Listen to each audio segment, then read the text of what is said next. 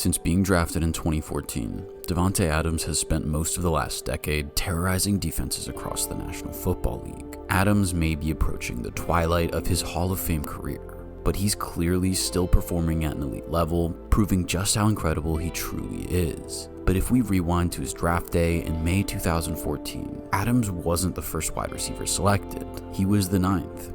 8 other receivers heard their names called before Davante, and as we'll see, some of those guys have turned out to be disastrous picks. So, join me as I look back at the 8 wide receivers taken before Davante Adams in 2014. This video is powered by BetUS, our sponsor all season long for Touchdown Kingdom. Don't miss out on their limited time offer of a 150% sign-up bonus on your first deposit and a 125% bonus on the next 2. This is up to $2,000 and can be accessed with the code U. During his tenure with the Green Bay Packers, Adams was a 6-time Pro Bowler and a 3-time first-team All-Pro, emerging as Aaron Rodgers' favorite target. Now, after a much-anticipated trade, Adams is reuniting with his former quarterback on the New York Jets. The duo aims to recreate the magic of their Green Bay days and inject new life into a struggling Jets offense. Adams, of course, is still on the hunt for the Super Bowl ring that eluded him during his time with the Packers, despite their regular presence in the NFC playoffs. Few wide receivers of the modern era can match Adams' career numbers, tallying nearly 11,000 receiving yards and 96 touchdowns. His place among the all-time greats is secure, both as one of the greatest Packers ever and as a future Hall of Famer in Canton. So let's take a closer look at the 8 wide receivers drafted before Davante Adams and how their careers turned out. The first receiver off the board and the 4th overall pick in the 2014 draft was Sammy Watkins, chosen to revitalize a struggling Buffalo Bills offense. Watkins was a standout at Clemson, earning All-American honors in both his freshman and junior years. Over 3 seasons, Watkins racked up 3,391 yards and 27 touchdowns before opting to skip his senior year and declare for the draft. As expected, Watkins was the first receiver taken, with Buffalo trading up to secure him with the 4th overall pick. Watkins had a solid rookie campaign, posting 982 yards and 6 touchdowns, despite working with inconsistent quarterbacks like E.J. Manuel and Kyle Orton. Although Watkins got off to a slow start in 2015, he finished the season strong, logging 500-yard games as the Bills' primary receiving threat, helping the team to an 8-8 record. There was genuine hope that Watkins could continue to develop and elevate Buffalo's offense, but unfortunately, that proved to be the peak of his career. He missed the first half of the 2016 season due to a foot injury and struggled in the 8 games following his return, managing just 430 yards for the year. After the season, Buffalo traded him to the Rams, where he had some bright moments, but never quite emerged as the game-changing player they had envisioned. In 2018, Watkins hit free agency and signed a 3-year deal with the Kansas City Chiefs, as they looked to add more weapons for emerging superstar quarterback Patrick Mahomes. Watkins played a key role in 2019 as the 3rd option behind Travis Kelce and Tyreek Hill, helping the Chiefs capture their first Super Bowl title in 50 years. Watkins had 5 catches for 98 yards in Super Bowl 54, which would end up being his only championship. After the Chiefs lost in the following year's Super Bowl to the Tampa Bay Buccaneers, Watkins signed with the Baltimore Ravens in free agency. From there, his career began to wind down, and he retired in 2022 after a brief stint with the Green Bay Packers.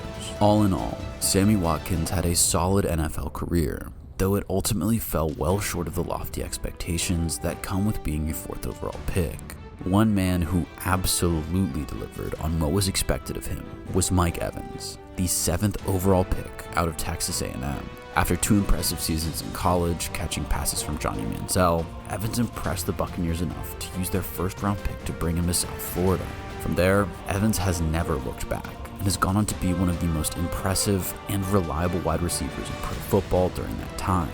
In his first season as a Buccaneer, he racked up 1,051 yards and 12 touchdowns, despite being stuck on a dreadful Bucs team quarterbacked by Josh McCown and Mike Glennon. This began a record-breaking run of 10 straight seasons with 1,000 receiving yards, which is an NFL record to begin a career. Evans has been a real spark for this franchise in both good and bad times, having played with 6 different quarterbacks and achieving excellent numbers with every single one of them. And while it looked like he'd have an excellent career without having much team success to show for it, that all changed in 2020 when a certain Tom Brady arrived in Tampa. In that 2020 season, Evans, as usual, led the team in receiving yards as the Bucs went all the way to a Super Bowl 55 victory over the Chiefs. This gave Evans a well-earned championship ring to crown a stellar pro career, and at the age of 31, he's still a key part of this Bucs offense, earning second-team All-Pro honors in 2023.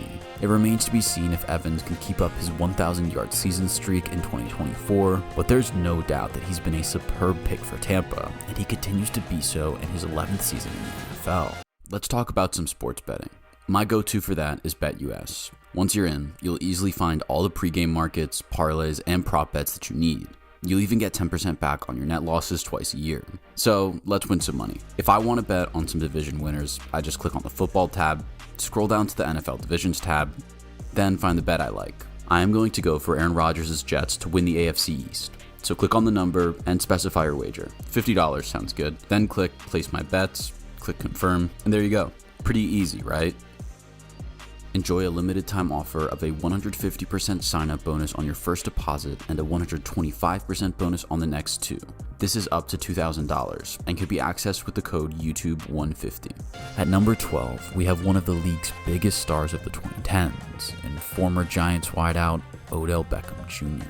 Beckham began his career in blistering form after being drafted out of LSU, making the All-Rookie team after a 1,305-yard, 12-touchdown effort in just 12 games for the Giants. The most famous moment of this season, as we all know, was a sensational acrobatic catch in Week 12 against the Cowboys, which many have referred to as one of the greatest catches of all time.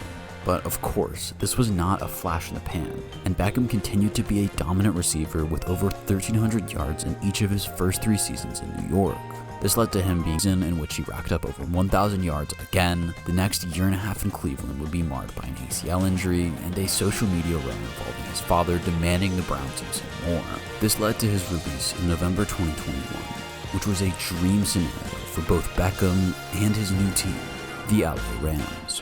The Rams were all in at this point and just needed one more elite weapon to put them over the top. And ultimately, Beckham was that guy, putting up big numbers in the playoffs, including a 113-yard showing against the Niners in the NFC Championship game. Despite scoring in Super Bowl 56, Beckham would leave the game early with another ACL injury. However, the Rams still came out victorious, giving Beckham a Super Bowl ring for his efforts. Since then, however, he's never fully returned to the level he'd shown previously, putting up 565 yards in Baltimore in 2023. Now, in 2024, he's with the Dolphins, attempting to return at least somewhere close to the level that made him such an electrifying force to begin with.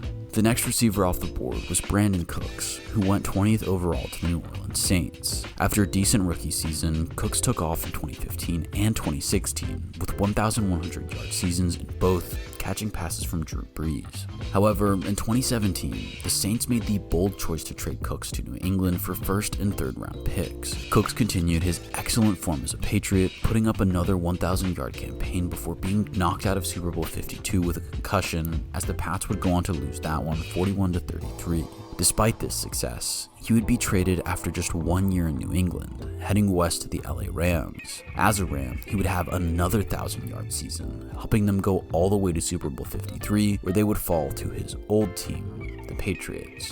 After 2 seasons in LA, he was once again traded, this time to the Houston Texans. And despite the Texans going a combined 8-25 in 2 years, Cooks managed back-to-back 1,000-yard seasons, becoming only the second man in league history, after Brandon Marshall, to achieve 1,000-yard campaigns with 4 different teams. In 2023, he was traded again, this time to Dallas for his 4th career trade, also an NFL record tied with Hall of Famer Eric Dickerson.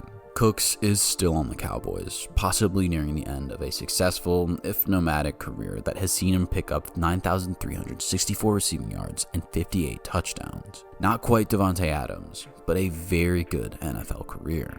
Next off the board was Kelvin Benjamin, selected 28th overall out of Florida State, where he'd been a national champion in college. There were high hopes for Benjamin out of college, and his rookie year was a good one, recording 1,008 yards and 9 touchdowns despite playing on a lackluster Panthers team. The following year, though, he would miss the entire season with an ACL injury, while the Panthers would go 15-1 without him. On his return in 2016, he had a solid return to form, with his 941 yards ranking him second on the team, only behind tight end Greg Olsen. After that though, Benjamin's form was patchy at best, and he would again suffer injuries that seriously set back his career. The Panthers traded Benjamin to Buffalo in 2017, and he would suffer a meniscus injury, which reoccurred during that season. In 2018, Benjamin performed poorly for the Bills, having the worst catch rate in the league before being released before the end of the year. And after a very brief spell in KC, his NFL adventure ended there after just 4 seasons of play.